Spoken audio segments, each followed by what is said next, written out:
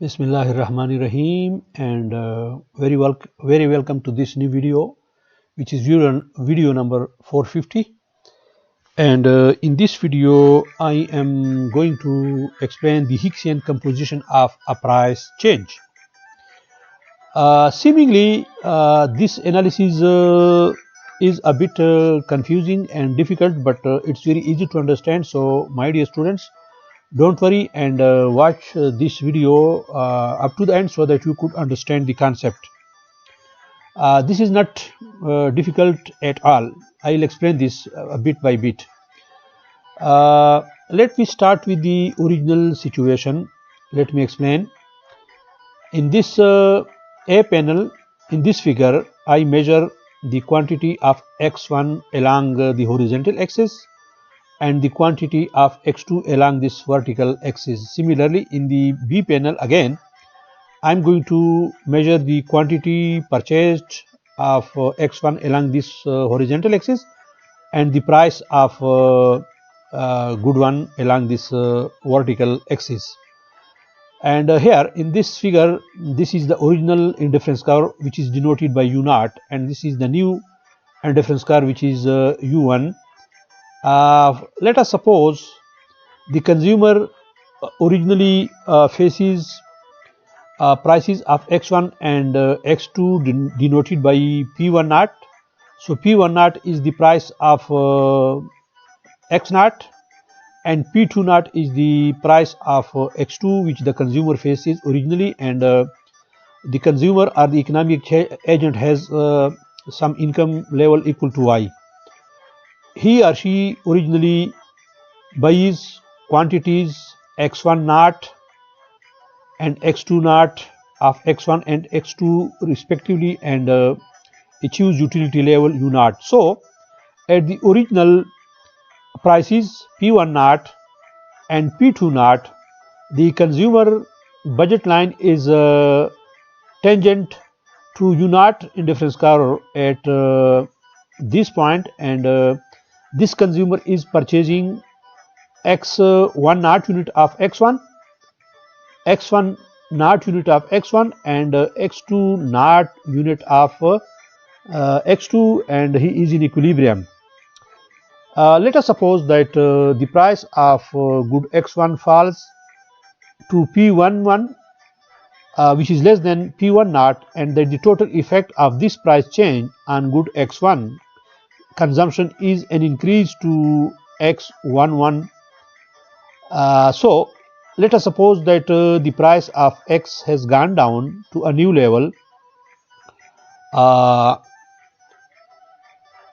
In this case, the consumer will increase the quantity demanded of x1 from x1 naught to x11, and the total effect on good x2 will be a decrease in the quantity demanded of x2 from x2 naught to x21. So it means this quantity of this commodity will decrease from x2 naught to x21, and quantity demanded of x1 will increase to from x1 naught to x11. Now this is simple, but let us suppose we apply the Hicksian decomposition. We will allow the price of the good x1 to fall to the new level given by P11, while holding the consumer to the original utility u naught level indifference curve. So if we compel the consumer to consume along the same indifference curve after the price of x1 has gone down, so what will be the effect? In this case, it is as if we allowed the consumer to face the new relative prices but reduced his income so that he faced the dashed artificial or hypothetical budget constraint, and we asked him to maximize against it.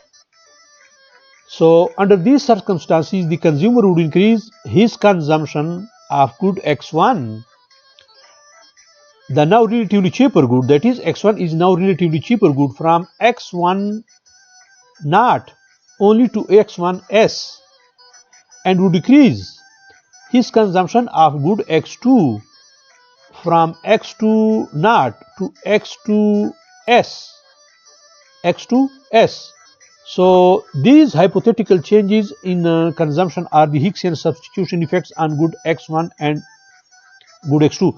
Since good x1 is relatively cheaper, so this consumer is substituting x1 for x2, and he is increasing quantity of x1 demanded from x1 naught to x1 s, but he is going to decrease the quantity demanded of x2 from x2 naught to x2 s. So this basically produces the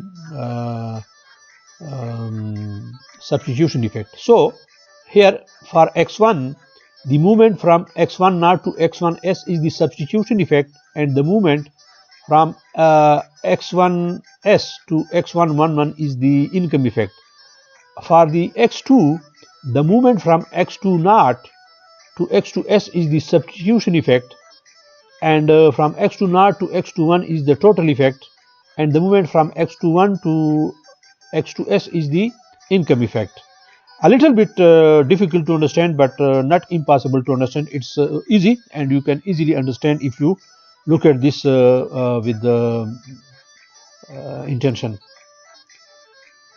After this, I would like to explain the difference between the two demand functions. Now look at the bottom right figure, which focuses exclusively on quantity demanded of x1, and in this diagram we are basically combining various price levels associated with various prices quantity demanded of x1. Clearly, P1 naught and x1 naught, that is P1 naught and x1 naught, and P11 and x11 are points on the Marshallian demand curve. So if we move from this point to this point, we are on the Marshallian demand curve. Similarly, points like P1 naught and x1 P1 naught and x1 naught and P11 and x1s relative to the original utility u naught, then we are on the Hicksian demand curve. So we can see that the Hicksian demand curve picks up precisely the pure Hicksian substitution effect of an own price change, whereas the Marshallian demand curve picks up the total effect of an own price change that includes both the income effect and the substitution effect. The two diverge from one another precisely because of an amount equal to the Hicksian income effect of an own price change. The Hicksian decomposition gives us a neat analytical way to isolate the two distinct forces working to change demand behavior following a price change. So, as I mentioned earlier, this curve, which is above the Hicksian demand curve after this point of intersection, is a Marshallian demand curve, and here this is the Marshallian demand function, which is the function of price 1 and price 2 and income. This curve, which is below the Marshallian demand curve, is known as the Hicksian demand curve, and it is denoted by x1h. H stands for Hicksian, and this is a function of P1 and P2 and a given level of utility. So this is the Hicksian decomposition of the income and substitution effect. My dear students, this is very interesting because in one diagram we saw the substitution in income effect for both x1 and x2 commodity. I hope you liked it. Kindly subscribe to this channel and don't forget to click on the bell icon so that you could receive regular notification about my other videos that will be uploaded for you. Thanks a lot for watching this video, and kindly subscribe to this channel and share its various videos in various WhatsApp groups so that this could reach to the maximum possible number of people. Thank you.